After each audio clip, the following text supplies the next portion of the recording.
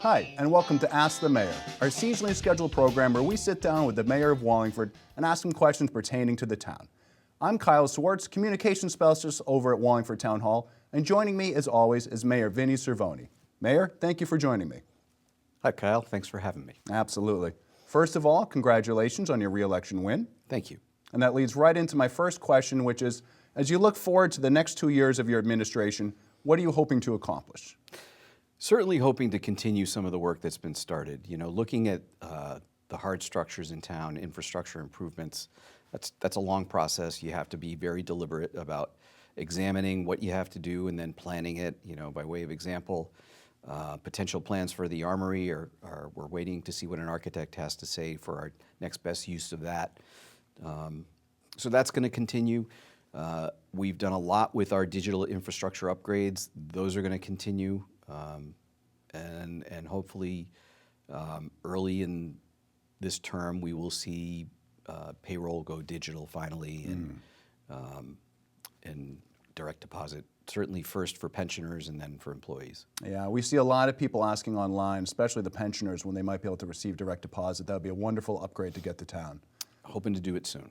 Speaking of the election, obviously, as everyone knows, the election day saw the Democrats take control of the town council for the first time in over a decade as part of a blue wave that swept across our entire country. How do you plan on working with the town council now under Democrat control? So I've had open relationships with the 3 Democrats that got reelected. I've certainly had past dialogue with the 2 new Democratic councilors.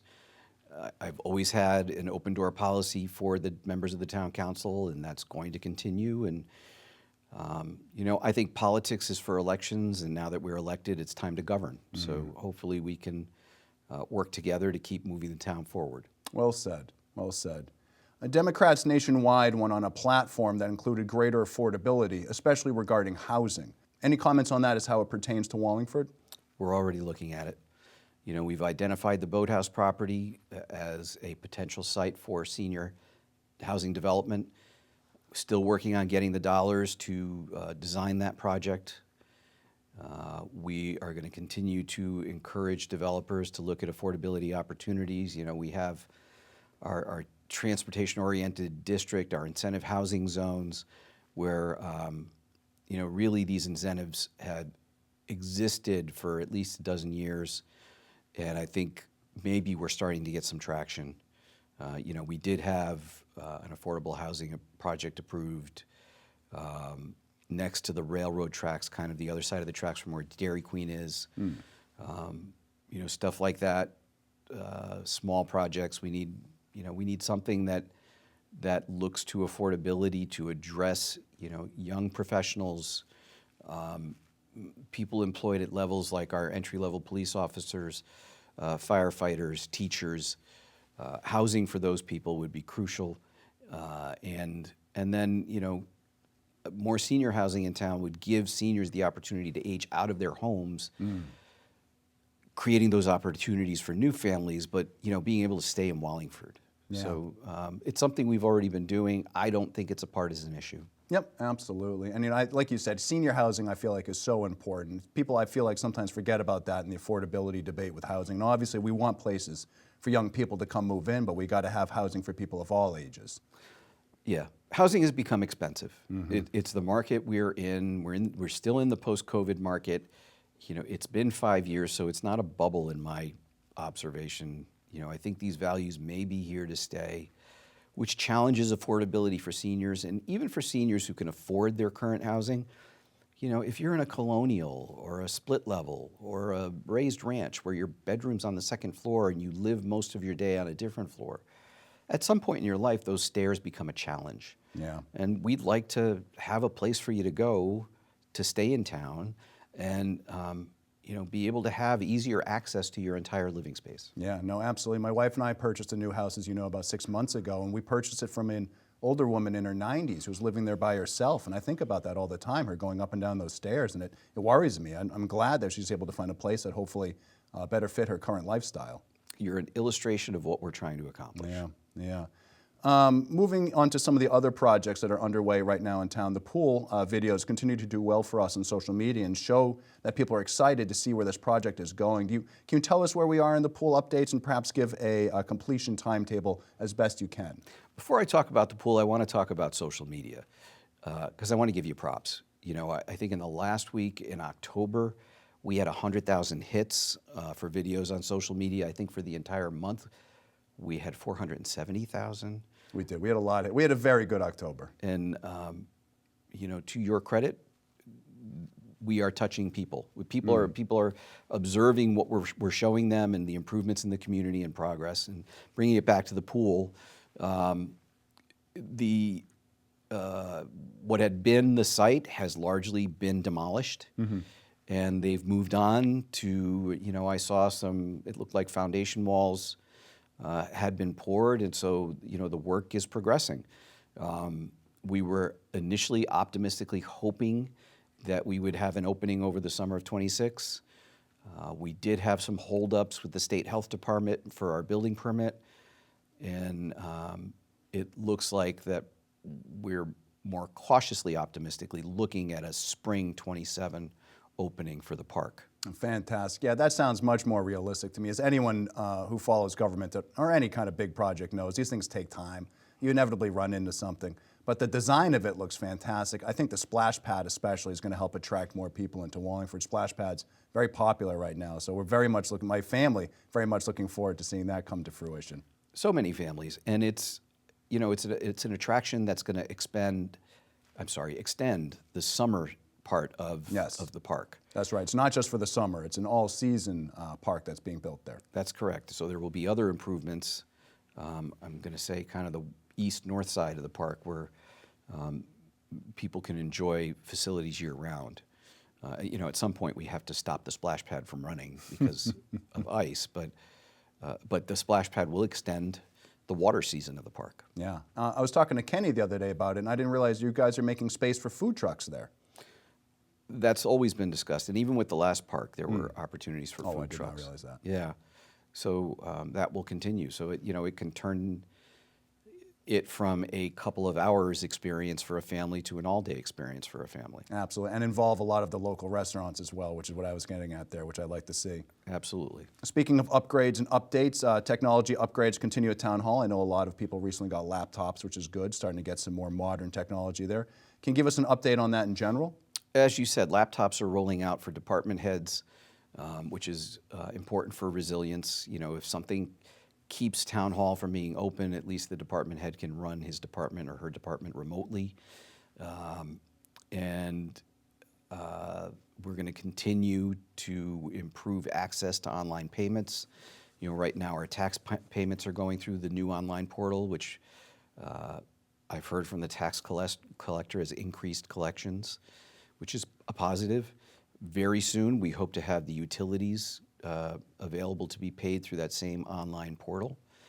And I think we're at a point with the digital infrastructure where it's caught up to where we need it to be so that all the data that's now constantly flowing through Town Hall, we have the capability to handle it. Yeah, it's been a dramatic improvement, even just the year and a half that I've been in Town Hall, to see how far we've come there. Andy and his entire team are doing a phenomenal job. Truly. Yeah, and we awarded Andy a gargantuan task, and he really has really taken it with stride. I appreciate that Andy is not only upgrading our digital infrastructure for decades and decades, catching us up, he's also kind of become our IT person. Like I've seen Andy fix a printer. Yes, yeah, Which I appreciate. And we were hoping that, I mean, the department is 3 people, Yeah. 2 who were already with us, and then Andy came in and took over. And we were hoping to add to the ground crew by 1, and unfortunately, our last budget, you know, couldn't afford that. So that means that Andy is not, you know, in one place. He's all over the place. He's always moving, and I really appreciate everything he's done in Town Hall. And yeah, it's the financial realities of government. It is. Speaking of technology, CT proton therapy, which is a cancer treatment center that's a collaboration between Yale New Haven and Hartford Healthcare, received an important machine about a month ago. That machine was a 100-ton cyclotron. The heart of the center, as it produces protons, which can treat cancer as an alternative to radiation. You're on site to watch this high-tech piece of equipment be delivered via crane through the roof, which was a very dramatic entrance. What were your thoughts on that? It's a pretty amazing feeling. This is the kind of stuff that, 30, 40 years ago was science fiction. And now, we have a particle beam accelerator here in Wallingford that's going to provide amazing treatment, life-extending, life-saving treatment here in town, and the only facility of its kind in the state once it opens. Yeah. And then the magnitude of the whole experience. I mean, an incredibly robust crane to move something that I think, weighs the equivalent of 80 automobiles. 110 tons. Yeah. That's a lot of tons. Yeah, maybe more than 80 automobiles. Maybe my math could be better. But just an amazing experience to be there with the leadership from Hartford Hospital and from Yale New Haven and the new facility director who will be employed when it opens. Just a very momentous occasion for healthcare in Connecticut and for business in Wallingford. Yeah, yeah. I was really struck, as you said, by the healthcare officials that were there, hearing them talk about just bringing that kind of life-saving technology to Connecticut for the first time. And it was even making an impact on them who experience this kind of thing all the time, to know that patients were going to just live a better life because of what was being put into Wallingford. Oh, truly, truly. And here we are, centrally located. If I understand that these treatments go for multiple days. Yep. There are 3 or 4 hotels, Yep. Right there at that intersection. I think that we just happen to be the best place where you could put that facility, and thrilled and honored that this town can host such an important contribution to healthcare. It really is an honor to have that here. It means a lot to everyone here to be able to see that kind of level of life-saving technology here. It really is a remarkable thing to have in Wallingford. Truly. The winter season is upon us. Wallingford has several downtown events coming up. What can you tell us about those? So the big day is Saturday, December 6th, where during the day, I think it's noon to 5, we'll have the Seasons of Celebration, where that one block of South Main Street will be closed so that people can visit Santa. They can ride a horse-drawn carriage. I think last year we had a small train, maybe. I think you're right, yes. Yeah. Hot cocoa and treats for the kids, and then that culminates with the Frosty Parade down Center Street to the gazebo, where some big stuff's going to happen between 5 and 6, and the tree will ultimately be lit. The tree lighting is such a wonderful community moment. Yeah, and we also have the holiday stroll sponsored by Wallingford Center Inc. That will be the evening of December 5th. It's always a fun time for the holidays in downtown Wallingford, and both of these events give people opportunities to support local. The merchants will be open and doing business so that you can do your holiday shopping right here in Wallingford. Yeah, we go every single year, my wife and my kids, and it's such a wonderful family event, and I love all the people who dress up for it. I like seeing all the different Santa dresses up. I like seeing the Krampuses as well, an alternative to Santa. A very fun event that really celebrates all that's going on in Wallingford. Oh, truly.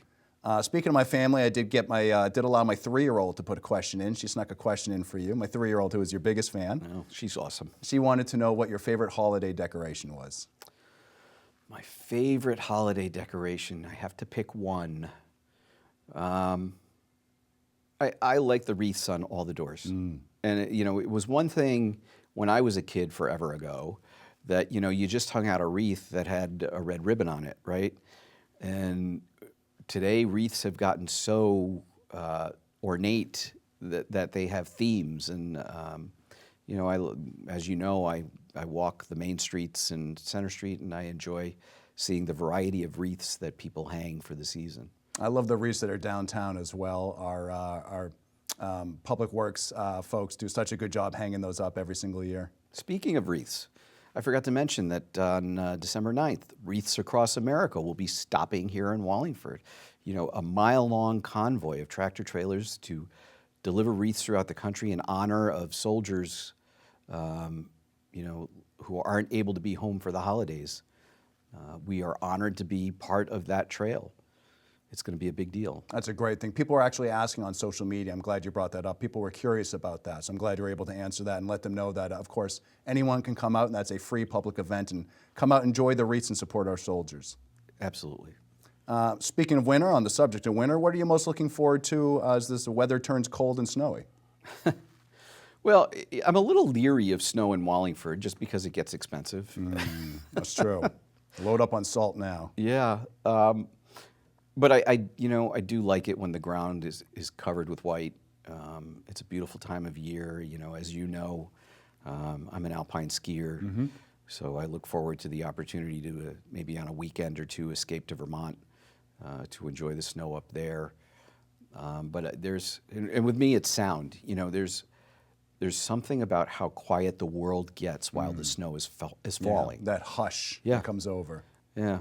So that, those experiences are unique to winter, and here we are in New England where we truly experience all 4 beautiful seasons. Yeah, and downtown is beautiful in the snow. I mean, all of Wallingford is, but something about downtown, a classic New England downtown in snowfall, it's just gorgeous. Sure. It really is. Well, that's all the time we have for today. I want to thank our mayor again for joining us. Thank you for having me. And I want to thank everyone out there who tuned in to watch another Ask the Mayor. Keep an eye out for the next one of these in the months ahead, and until then, stay well, Wallingford.